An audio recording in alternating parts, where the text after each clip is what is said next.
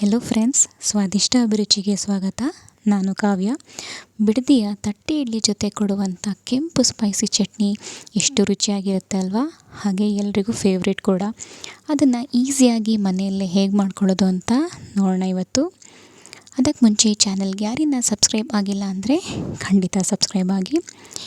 ಈ ಚಟ್ನಿ ಮಾಡೋದಕ್ಕೆ ಯಾವ್ಯಾವ ಇಂಗ್ರೀಡಿಯೆಂಟ್ಸ್ನ ಎಷ್ಟೆಷ್ಟು ಅಳತೆಯಲ್ಲಿ ಹಾಕಿ ಟೇಸ್ಟಿಯಾದಂಥ ಪರ್ಫೆಕ್ಟ್ ಕನ್ಸಿಸ್ಟೆನ್ಸಿ ಇರುವ ಕೆಂಪು ಚಟ್ನಿ ಹೇಗೆ ಮಾಡ್ಕೊಳ್ಳೋದು ಅಂತ ನೋಡೋಣ ಬನ್ನಿ. ಈ ಚಟ್ನಿ ಇಡ್ಲಿ ಜೊತೆ ಅಲ್ಲದೆ ದೋಸೆ ಜೊತೆ ಹಾಗೆ ಪಡ್ಡು ಜೊತೆ ಅಂತೂ ಒಂದೊಳ್ಳೆ ಕಾಂಬಿನೇಷನ್. ಮೊದಲಿಗೆ ನಾನಿಲ್ಲಿ ಕಡಲೆಕಾಯಿ ಬೀಜನ ಹುರ್ಕೊಳ್ತಾ ಇದ್ದೀನಿ. ನಾನಿಲ್ಲಿ ಸುಮಾರು 2 ಟೇಬಲ್ ಸ್ಪೂನಷ್ಟು ಕಡಲೆಕಾಯಿ ಬೀಜನ ಹುರ್ಕೊಳ್ತಾ ಇದ್ದೀನಿ. ಲೋ ಟು ಮೀಡಿಯಮ್ ಫ್ಲೇಮಲ್ಲಿ ಇದನ್ನು ಫ್ರೈ ಮಾಡ್ಕೊಳ್ಬೇಕಾಗತ್ತೆ. ಜಾಸ್ತಿ ರೋಸ್ಟ್ ಮಾಡಬಾರ್ದು, ಒಂದೇ ಹದದಲ್ಲಿ ನಾವು ಇದನ್ನ ರೋಸ್ಟ್ ಮಾಡ್ಕೊಳ್ಬೇಕಾಗತ್ತೆ. ಫ್ಲೇಮ್ನ ಕಮ್ಮಿನೇ ಇಟ್ಕೊಂಡಿದ್ರೆ ಒಳ್ಳೆಯದು. ಇದು ಬಣ್ಣ ಚೇಂಜ್ ಆಗೋವರೆಗೂ ಇದನ್ನು ಫ್ರೈ ಮಾಡ್ಕೊಳ್ಳಿ. ಕಡಲೆಕಾಯಿ ಬೀಜ ಹಾಕೋದ್ರಿಂದ ಚಟ್ನಿಗೊಂದು ಒಳ್ಳೆ ಟೇಸ್ಟ್ ಕೊಡುತ್ತೆ ಮತ್ತು ಒಂದೊಳ್ಳೆ ಕನ್ಸಿಸ್ಟೆನ್ಸಿ ಕೂಡ ಸಿಗುತ್ತೆ. ನೋಡಿ, ಈ ಹಂತಕ್ಕೆ ಬಂದಮೇಲೆ ಇದನ್ನು ಒಂದು ಪ್ಲೇಟಿಗೆ ಟ್ರಾನ್ಸ್ಫರ್ ಮಾಡ್ಕೊಳ್ಳಿ. ಇದನ್ನು ಆರ್ಲಿಕ್ಕೆ ಬಿಡಬೇಕು. ನೆಕ್ಸ್ಟ್ ನಾನಿಲ್ಲಿ ಸುಮಾರು 4 ಟೇಬಲ್ ಸ್ಪೂನಷ್ಟು ಹುರಿಗಡಲೆನ ರೋಸ್ಟ್ ಮಾಡ್ಕೊಳ್ತಾ ಇದ್ದೀನಿ. ಕಡಲೆಕಾಯಿ ಬೀಜ ಹುರಿಗಡಲೆನೆಲ್ಲ ಡ್ರೈ ರೋಸ್ಟೇ ಮಾಡ್ಕೊಳ್ಬೇಕು. ಇದನ್ನು ಸಹ ಲೋ ಟು ಮೀಡಿಯಮ್ ಫ್ಲೇಮಲ್ಲಿ ಇಟ್ಕೊಂಡು ಚೆನ್ನಾಗಿ ರೋಸ್ಟ್ ಮಾಡ್ಕೊಳ್ಳಿ. ಹುರಿಗಡಲೆನ ರೋಸ್ಟ್ ಮಾಡ್ಕೊಳ್ಳೋದ್ರಿಂದ ಒಂದೊಳ್ಳೆ ಟೇಸ್ಟ್ ಕೊಡುತ್ತೆ ಈ ಚಟ್ನಿಗೆ. ಆ ಕಾರಣದಿಂದ ಇದನ್ನು ಸ್ವಲ್ಪ ರೋಸ್ಟ್ ಮಾಡಿಕೊಂಡ್ರೆ ಸಾಕು. ನೋಡಿ, ಈ ಹಂತಕ್ಕೆ ಬಂದಮೇಲೆ ಇದನ್ನು ಒಂದು ಪ್ಲೇಟಿಗೆ ಟ್ರಾನ್ಸ್ಫರ್ ಮಾಡಿಕೊಂಡು ಆರ್ಲಿಕ್ಕೆ ಬಿಡಿ. ನೋಡಿ, ಇಲ್ಲಿ ಕಡಲೆಕಾಯಿ ಬೀಜ ಮತ್ತು ಹುರಿಗಡಲೆ ಎರಡೂ ಹುರ್ಕೊಂಡಿದ್ದೀನಿ. ನೆಕ್ಸ್ಟ್ ನಾನಿಲ್ಲಿ ಸುಮಾರು 6ರಿಂದ 7 ಬ್ಯಾಡಗಿ ಮೆಣಸಿನ್ಕಾಯಿ ತೊಗೊಂಡಿದ್ದೀನಿ. ಹಾಗೆ 4 ಹಸಿರು ಮೆಣಸಿನ್ಕಾಯಿ ತೊಗೊಂಡಿದ್ದೀನಿ. ಬ್ಯಾಡಗಿ ಮೆಣಸಿನ್ಕಾಯಿ ಬಳಸೋದ್ರಿಂದ ಚಟ್ನಿಗೆ ಒಂದು ಒಳ್ಳೆ ಕಲರ್ ಕೊಡುತ್ತೆ, ಅದೇ ಮೇನ್ ಇಂಗ್ರೀಡಿಯೆಂಟ್. ಹಾಗೆ ನಾನಿಲ್ಲಿ ಗುಂಟೂರು ಮೆಣಸಿನ್ಕಾಯಿ ಬಳಸ್ತಿಲ್ಲ, ಅದ್ರ ಬದಲಿಗೆ 4 ಹಸಿರು ಮೆಣಸಿನ್ಕಾಯಿ ಸೇರಿಸ್ತಾ ಇದ್ದೀನಿ. ಹಸಿರು ಮೆಣಸಿನ್ಕಾಯಿ ಸೇರಿಸೋದ್ರಿಂದ ಚಟ್ನಿಗೆ ಒಂದು ಒಳ್ಳೆ ಟೇಸ್ಟ್ ಕೊಡುತ್ತೆ ಮತ್ತು ಒಂದೊಳ್ಳೆ ಕಲರ್ ಸಹ ಕೊಡುತ್ತೆ. ಇದನ್ನು ನಾನು ಒಂದು ಸುಮಾರು 1/2 ಟೀ ಸ್ಪೂನಷ್ಟು ಎಣ್ಣೆ ಹಾಕ್ಕೊಂಡು ಇದನ್ನು ರೋಸ್ಟ್ ಮಾಡ್ಕೊಳ್ತಾ ಇದ್ದೀನಿ. ಇದನ್ನು ಸಹ ಕಮ್ಮಿ ಫ್ಲೇಮಲ್ಲೇ ರೋಸ್ಟ್ ಮಾಡ್ಕೊಳ್ಬೇಕು. ಹಸಿರು ಮೆಣಸಿನ್ಕಾಯಿ ಎಲ್ಲ ಎಣ್ಣೆಲಿ ಫ್ರೈ ಆದಮೇಲೆ ಸುಮಾರು ವೈಟ್ ಪ್ಯಾಚಸ್ ಥರ ಬರುತ್ತೆ, ಅಲ್ಲಿ ತನಕ ರೋಸ್ಟ್ ಮಾಡ್ಕೊಳ್ಳಿ. ಇಲ್ಲಿ ನಾನು ಒಂದು ಮೇನ್ ಇಂಗ್ರೀಡಿಯೆಂಟ್ ಹಾಕ್ತಾಯಿದ್ದೀನಿ, ಸಾಸಿವೆ ಸೇರಿಸ್ತಾ ಇದ್ದೀನಿ. ಎಷ್ಟು 1/4 ಟೀ ಸ್ಪೂನಷ್ಟು ಮಾತ್ರ ಸಾಸಿವೆ ಸೇರಿಸ್ಕೊಳ್ಳಿ. ಇದು ಒಂದು ಚಟ್ನಿಗೆ ಒಂದು ಒಳ್ಳೆ ಟೇಸ್ಟ್ ಕೊಡುತ್ತೆ. ಇದನ್ನು ಹಾಕೋದು ಮಾತ್ರ ಮರಿಬೇಡಿ. ನೋಡಿ, ಇದೆಲ್ಲ ಚೆನ್ನಾಗಿ ರೋಸ್ಟ್ ಆಗಿದೆ. ಬ್ಯಾಡಗಿ ಮೆಣಸಿನ್ಕಾಯಿ ಎಲ್ಲ ಎಣ್ಣೆಲಿ ಚೆನ್ನಾಗಿ ಹುರಿದಿದ್ದಾಗಿದೆ. ಹಾಗೆ ಹಸಿರು ಮೆಣಸಿನ್ಕಾಯಿ ಮೇಲೂ ಸಹ ವೈಟ್ ಪ್ಯಾಚಸ್ ಥರ ಬಂದಿದೆ. ಇವಾಗ ನಾನಿಲ್ಲಿ 1 ಕಡ್ಡಿಯಷ್ಟು ಕರಿಬೇವಿನ ಸೊಪ್ಪನ್ನು ಸೇರಿಸ್ತಾ ಇದ್ದೀನಿ. ಇದನ್ನು ಹಾಕಿದ ಮೇಲೆ ಸ್ವಲ್ಪ ರೋಸ್ಟ್ ಮಾಡ್ಕೊಳ್ಳಿ. ಫ್ಲೇಮ್ ಆಫ್ ಮಾಡಿಕೊಂಡೆ ಕರಿಬೇವು ಸೊಪ್ಪು ಸೇರಿಸ್ಬೋದು, ಅದು ಜಸ್ಟ್ ಕ್ರಿಸ್ಪ್ ಆದರೆ ಸಾಕು. ಇದನ್ನು ಸಹ ಆರ್ಲಿಕ್ಕೆ ಬಿಡಿ. ಇದಾರಿದಾದಮೇಲೆ ನಾನು ಇದನ್ನು ಜಾರಿಗೆ ಟ್ರಾನ್ಸ್ಫರ್ ಮಾಡ್ಕೊಂಡಿದ್ದೀನಿ. ಹಾಗೆ ನಾವು ಹುರಿದಿಟ್ಟಿರುವ ಕಡಲೆಕಾಯಿ ಬೀಜ ಮತ್ತು ಹುರಿಗಡಲೆ ಇದನ್ನು ಸಹ ಸೇರಿಸ್ಕೊಳ್ತಾ ಇದ್ದೀನಿ. ಜೊತೆಗೆ ನಾನಿಲ್ಲಿ 5 ಎಸಳು ಬೆಳ್ಳುಳ್ಳಿ ಸೇರಿಸ್ತಾ ಇದ್ದೀನಿ. ಹಾಗೆ ಮೊದಲೇ ನೆನೆಸಿಟ್ಕೊಂಡಿದ್ದೆ ಹುಣಸೆ ಹಣ್ಣನ್ನು, ಅದನ್ನು ಸಹ ಸೇರಿಸ್ತಾ ಇದ್ದೀನಿ. ಜೊತೆಗೆ 2 ಟೇಬಲ್ ಸ್ಪೂನಷ್ಟು ಫ್ರೆಶ್ ಆಗಿ ತುರಿದಿರೋಂಥ ಕಾಯಿ ತುರಿನ ಸೇರಿಸ್ತಾ ಇದ್ದೀನಿ. ಹಾಗೆ ರುಚಿಗೆ ತಕ್ಕಷ್ಟು ಉಪ್ಪು, ನಾನಿಲ್ಲಿ ಹರಳುಪ್ಪು ಸೇರಿಸ್ತಾ ಇದ್ದೀನಿ. ಬೇಕಿದ್ದರೆ ಪುಡಿ ಉಪ್ಪು ಸಹ ಹಾಕ್ಕೊಳ್ಬೋದು. ಇದಷ್ಟನ್ನು ಸಹ ನೀರು ಹಾಕದೆ ತರಿಯಾಗಿ ಗ್ರೈಂಡ್ ಮಾಡ್ಕೊಬೇಕು. ನೋಡಿ, ನೀರು ಹಾಕದೆ ಈ ಥರ ಟೆಕ್ಸ್ಚರಲ್ಲಿ ಗ್ರೈಂಡ್ ಮಾಡ್ಕೋಬೇಕು. ಈ ಥರ ಮಾಡ್ಕೊಳ್ಳೋದ್ರಿಂದ ನಾವು ಹಾಕಿರೋಂಥ ಉಪ್ಪು, ಖಾರ, ಹುಳಿ ಎಲ್ಲ ಚೆನ್ನಾಗಿ ಹೊಂದ್ಕೊಳ್ಳುತ್ತೆ ಮತ್ತು ಹುಣಸೆಹಣ್ಣೆಲ್ಲ ಚೆನ್ನಾಗಿ ಗ್ರೈಂಡ್ ಆಗುತ್ತೆ. ಹಾಗೆ ಮೆಣಸಿನ್ಕಾಯು ಸಹ.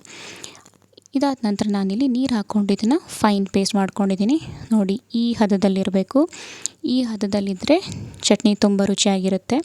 ಇದಾದ ನಂತರ ನಾನಿಲ್ಲಿ ನೆಕ್ಸ್ಟ್ ಸ್ಟೆಪ್ ಏನಂದರೆ 1 ಹಿಡಿಯಷ್ಟು ಕೊತ್ತಂಬರಿ ಸೊಪ್ಪನ್ನ ಸೇರಿಸ್ತಾ ಇದ್ದೀನಿ.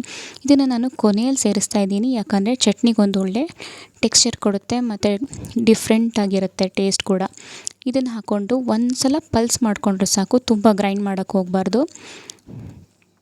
ಚಟ್ನಿ ರುಬ್ಬಿದ್ದೆಲ್ಲ ಆದಮೇಲೆ ಒಂದು ಬೌಲಿಗೆ ಟ್ರಾನ್ಸ್ಫರ್ ಮಾಡ್ಕೊಂಡಿದ್ದೀನಿ.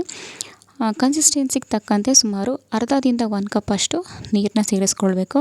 ನೋಡಿ, ನಾವು ಕೊತ್ತಂಬರಿ ಸೊಪ್ಪನ್ನ ತರಿಯಾಗಿ ರುಬ್ಬಿರೋದ್ರಿಂದ ಅದು ಮೇಲೇ ಎಷ್ಟು ಚೆನ್ನಾಗಿ ಒಂದೊಳ್ಳೆ ಲುಕ್ ಕೊಡುತ್ತೆ. ಕೊನೆಯದಾಗಿ ನಾವಿಲ್ಲಿ ಇದಕ್ಕೊಂದು ಒಗ್ಗರಣೆ ಕೊಟ್ಕೊಳ್ಳೋಣ. ಒಗ್ಗರಣೆ ಮಾಡೋದಕ್ಕೆ ನಾನಿಲ್ಲಿ ಸುಮಾರು 2 ಟೇಬಲ್ ಸ್ಪೂನಷ್ಟು ಎಣ್ಣೆ ಸೇರಿಸ್ತಾ ಇದ್ದೀನಿ. ಎಣ್ಣೆ ಕಾದಿದ್ದಾದಮೇಲೆ 1/2 ಟೀ ಸ್ಪೂನಷ್ಟು ಸಾಸಿವೆ ಸೇರಿಸ್ತಾ ಇದ್ದೀನಿ. ಹಾಗೆ ಇಂಗು ಸಹ ಸಾಸಿವೆ ಸಿಡ್ದಿದ್ದಾದಮೇಲೆ ಇಂಗು ಸ್ವಲ್ಪ ಕರಿಬೇವು ಸೊಪ್ಪು ಸೇರಿಸ್ತಾ ಇದ್ದೀನಿ. ಇದಕ್ಕೆ ನಾನು ಯಾವುದೇ ಕಡಲೆಬೇಳೆ, ಉದ್ದಿನಬೇಳೆ, ಒಣಮೆಣ್ಸಿನ್ಕಾಯಿ ಯಾವುದು ಸಹ ಬಳಸ್ತಿಲ್ಲ. ಕರಿಬೇವು ಸೊಪ್ಪು ಹಾಕಿದ ಮೇಲೆ 1-2 ಸೆಕೆಂಡ್ ಜಸ್ಟ್ ಫ್ರೈ ಮಾಡಿಕೊಂಡ್ರೆ ಸಾಕು. ಫ್ಲೇಮ್ನ ಆಫ್ ಮಾಡಿಕೊಂಡು ಒಗ್ಗರಣೆನ ಚಟ್ನಿ ಮೇಲೆ ಹಾಕ್ಕೊಳ್ಬೇಕಾಗತ್ತೆ. ಈ ಚಟ್ನಿನ ಸ್ವಲ್ಪ ಖಾರಾಗಿ ಮಾಡಿಕೊಂಡ್ರೇ ಇದು ಇಡ್ಲಿ ಜೊತೆ ಒಂದು ಒಳ್ಳೆ ಕಾಂಬಿನೇಷನ್. ಹಾಗೆಯೇ 3 ಇಡ್ಲಿ ತಿನ್ನೋರು ಈ ಥರ ಚಟ್ನಿ ಜೊತೆ 6 ಇಡ್ಲಿ ಸಹ ತಿಂತಾರೆ, ಇಲ್ಲ ಅದಕ್ಕಿಂತ ಜಾಸ್ತಿನೂ ಸಹ ತಿಂತಾರೆ. ಸೊ ರೆಸಿಪಿ ಇಷ್ಟ ಆದರೆ ನೀವು ಸಹ ಮನೇಲಿ ಟ್ರೈ ಮಾಡಿ ಹೇಗೆ ಬಂತು ಅಂತ ಕಮೆಂಟ್ಸಲ್ಲಿ ತಿಳಿಸಿ. ನೋಡಿ, ಈ ಕನ್ಸಿಸ್ಟೆನ್ಸಿಯಲ್ಲಿ ನಾವು ಚಟ್ನಿನ ರೆಡಿ ಮಾಡ್ಕೊಂಡಿದ್ದೀವಿ. ಇದು ಇಡ್ಲಿ ಜೊತೆ ಸೂಪರ್ ಕಾಂಬಿನೇಷನ್ ಮತ್ತು ಚೆನ್ನಾಗಿ ಹೊಂದ್ಕೊಳ್ಳುತ್ತೆ. ಇವತ್ತು ನಾನಿಲ್ಲಿ ಚಿಬ್ಲು ಇಡ್ಲಿಗೆ ರೆಡಿ ಮಾಡ್ಕೊಂಡಿದ್ದೆ. ತಟ್ಟೆ ಇಡ್ಲಿ ಬದಲು ಚಿಬ್ಲು ಇಡ್ಲಿ ಮಾಡ್ತಾಯಿದ್ದೀನಿ. ಇದು ಅಂತೂ ತುಂಬಾ ಚೆನ್ನಾಗಿರುತ್ತೆ, ಟೇಸ್ಟಿಯಾಗಿರುತ್ತೆ ಮತ್ತು ಇದೊಂದು ಹೆಲ್ದಿ ಮೆಥಡ್ ನಾವು ಇಡ್ಲಿ ಪ್ರಿಪೇರ್ ಮಾಡೋದು. ಸೊ ನಾನಿಲ್ಲಿ ಇಡ್ಲಿ ಹಿಟ್ಟೆಲ್ಲ ರೆಡಿ ಮಾಡಿ ಇಟ್ಕೊಂಡಿದ್ದೆ. ಅದನ್ನೀಗ ಬೇಯಲಿಕ್ಕೆ ಇಡ್ತಾಯಿದ್ದೀನಿ. ಚಿಬ್ಲಲ್ಲಿ ಹಾಕ್ಬಿಟ್ಟು ಇದನ್ನು ಸುಮಾರು ಒಂದು 15 ನಿಮಿಷ ಇದನ್ನು ಇಡ್ಲಿನ ಬೇಯಿಸ್ಕೊಳ್ಳೋಕೆ ಇಡ್ತಾಯಿದ್ದೀನಿ.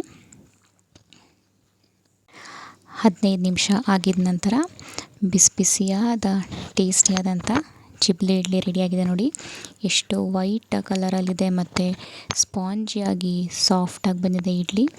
ಈ ಇಡ್ಲಿ ರೆಸಿಪಿ ಬೇಕು ಅಂದರೆ ಕಮೆಂಟ್ಸಲ್ಲಿ ತಿಳಿಸಿ.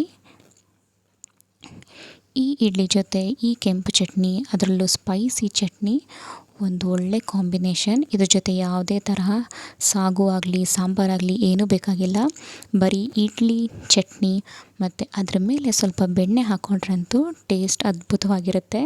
ಮಕ್ಕಳಿಂದ ಹಿಡಿದು ದೊಡ್ಡವ್ರವರೆಗೂ ಎಲ್ರಿಗೂ ಸಹ ತುಂಬಾ ಇಷ್ಟ ಆಗುತ್ತೆ.